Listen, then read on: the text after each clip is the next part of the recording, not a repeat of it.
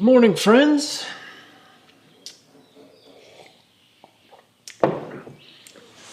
This is our 10-year anniversary of being on YouTube. I've covered a lot of topics in 10 years. One of my favorite ones has always been about banking and how we fund our retired life here in Ajijic, Mexico. Years ago, it was totally a cash economy, and today most of our purchases are done with a credit card. But we still need some cash for some things, and we get the cash out of an ATM. Please enjoy my stories or whatever else might be on my mind today. I got a question from a lady who is considering moving to Mexico to retire. And her question was about banking. Should she get a Mexican bank account? I have a Mexican bank account. I've had a Mexican bank account for almost 20 years. And I used to use it. I used to transfer $5,000 at a time from my United States bank to my Mexican bank here. It's a Bancomer here in Ajijic. And that's how we funded our life here. I've stopped doing that. I don't really use that bank account anymore. And the reason I don't is because it's not necessary to have a Mexican bank account if your income is in another country. My income comes into a U.S. bank and I access cash, I'm talking about pesos, through ATMs. But you have to be careful with ATMs, and I've talked about this. I've actually preached about it. I've actually ranted about it in the past. But I had another experience just recently. A couple of weeks ago, I went to an ATM, and I got 9,000 pesos out of it. And when you get to the last button you have to push on the ATM, they will give you a choice: accept this exchange rate or decline this exchange rate. You need to always decline, and here's why. I went there, I got 9,000 pesos. And the 9,000 pesos gave me that opportunity, and I declined. So I came home, but I recorded what the exchange rate would have been had I not declined. The exchange rate, if I didn't decline, was 16.4. And when I came home and checked the exchange rate that I actually got by declining, it was 19.2. And that 19.2 was within 1/100th of a point of the mid-market exchange rate at that moment. It fluctuates up and down. So between doing this in an ATM and coming home and checking it on my computer, what the exchange rate was, it could change that much. Anyway, I got the mid-market exchange rate. Now, had I not declined, the 16.4 would have cost me $549 US out of my US bank account. What actually came out of my bank account was 468 for the exchange rate of 19.2. That's a difference of 81 US dollars by pushing the button on the left instead of the button on the right. This is something, if you're an immigrant here and you're getting pesos out of a bank or an ATM, you need to know this.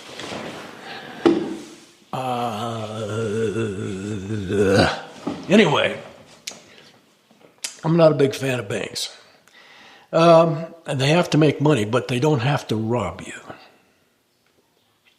Well, what else is on my mind today? I always get questions about what did I used to do before I retired? And I've never answered that on YouTube. I've told a few people what I used to do in person, but I've never disclosed what my career was on YouTube. The very first video I made, I alluded to a career, and nobody ever asked me about it. That first video, I just checked. It got 680 views in the last 10 years. I'm going to post it again right here. But fair warning, even though it's going to raise a question, I may or may not still answer that question. Anyway, here's the first video I ever made. It's a 1 minute and 20 seconds. Hi there. I'd like to tell you some stories about the places I've been and the things I've done, the boats I've owned, the vans I've customized and loved, and the motorhomes I've lived in, boondocked with, cooked in, and fished from. Please enjoy my stories or whatever else might be on my mind today. Hello, YouTube. Well, today I thought I'd tell you about how I got to be a rodeo clown. No, I'm not going to tell you that today. Just thought I'd pique your interest. This is just a test to see how the introduction and ending of my channel that I'm working on is going to work. This is the first time I will ever have uploaded anything. Hey, if you like my stories, and you think you might like the next one, please subscribe and hit the like button down there too.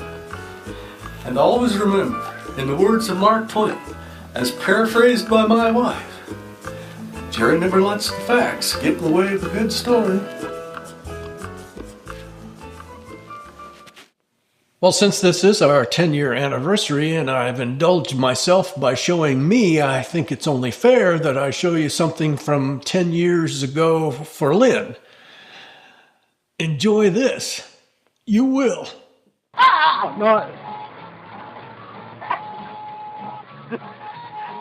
No, I'm not taking a video for the whole ride. Huh?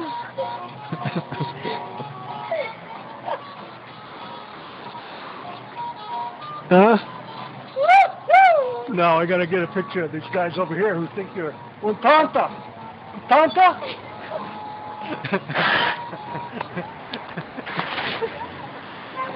Okay, that's enough.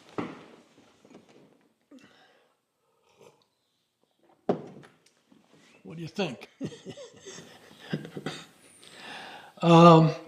Another banking thing. I had this conversation with a lady recently. She says, I use Charles Schwab. Did I say that right?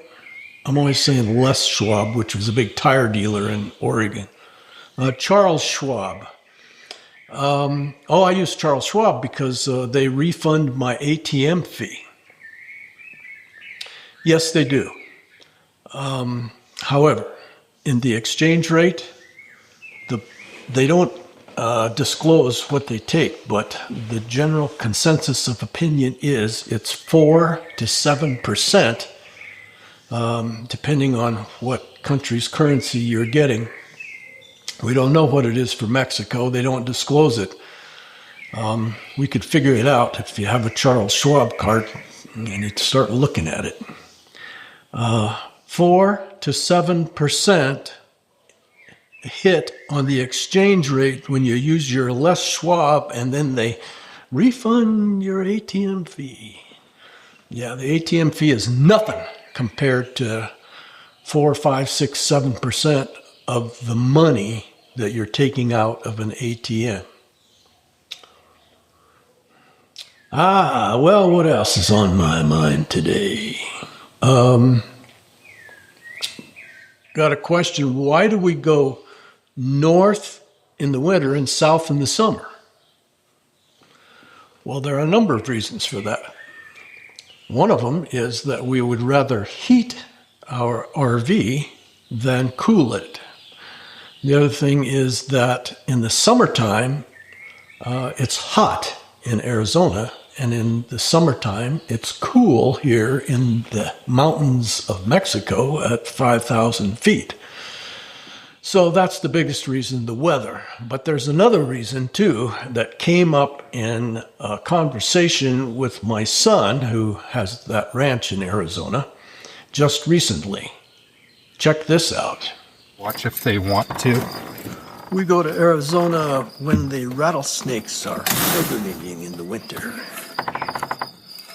Nice and easy. Into the bucket. Sorry that wasn't a lot more entertaining, you guys, but... He relocates them about 10 miles from the ranch. Last summer, he moved 3 of them. What's been going on this week? I pulled a kohlrabi out of the garden. This is a kohlrabi from our garden. And this is one I've already peeled. And they were babies that grew off of this. I thought that was all going to be no good, but I cut it in half, and it is good. What a harvest of kohlrabi.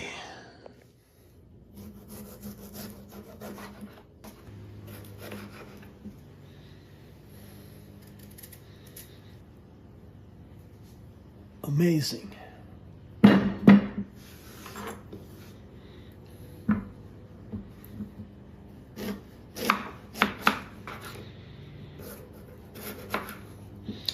Well, we have a little protein in that one.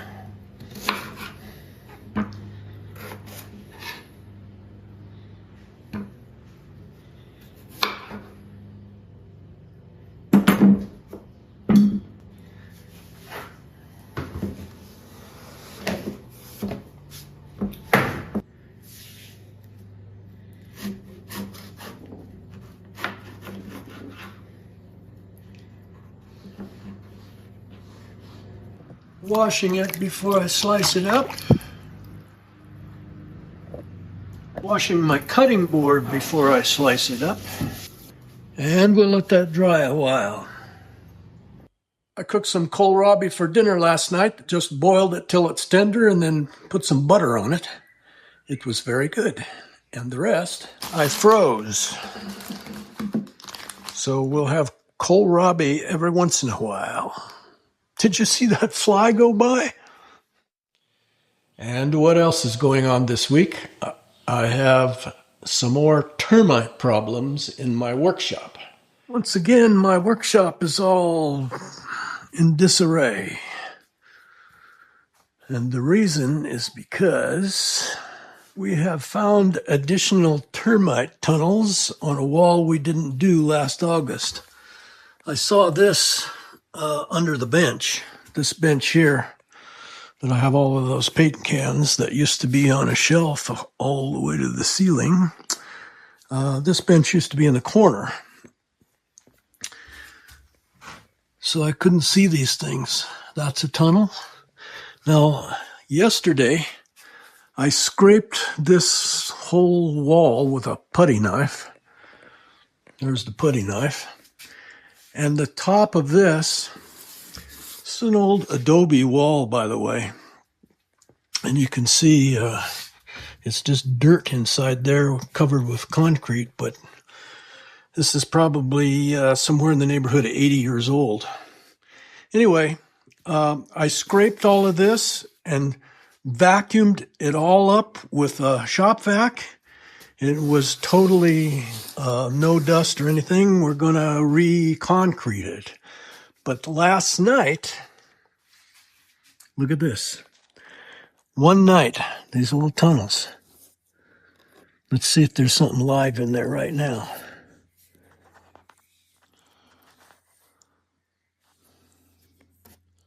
Yep, there goes one. See him? Termite.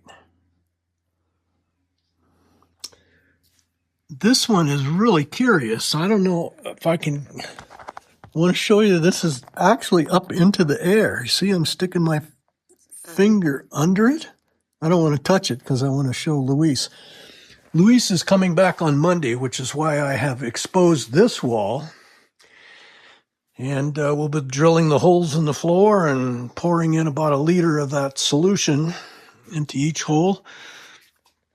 This wall we did last August, and I painted it white so that I could see if there were any new tunnels, and there have not been. We found one new tunnel in all of that we did last year, like 26 of those holes in the floor, I think. I found this. That's why I called Luis to come back and take a look at things. You can see the pencil marks, like there and there. I marked it when I first saw it, and it's extended there in a couple of days. Since I have built my new benches and stuff here, it's very difficult to get those out and get to the floor. So he's going to do that on the outside of the building because that wall is exposed outside by the pool. This is a Murphy bed that I built here in the next room. And I've taken the bottom drawers out and looked at the wall. And I can look at the wall behind the headboard there too. No termite infestation there. Thank goodness. Oh, one of my stained glass pieces, I noticed when I was taking a picture of my tower last video or 2 videos ago that you saw the first stained glass I ever did. I called this piece Leaving Olympus. Mount Olympus is where the Greek gods lived, and I'm not a good enough artist to draw and do in stained glass the home of the gods. So this is Leaving Olympus. You have to imagine what's behind you as the home of the gods. Hey, if you like me, give me one of those thumbs up. And please subscribe and hit that little bell so you know when I post next. Please share me with your friends on social media. Thank you for watching. I hope you enjoyed what was on my mind today.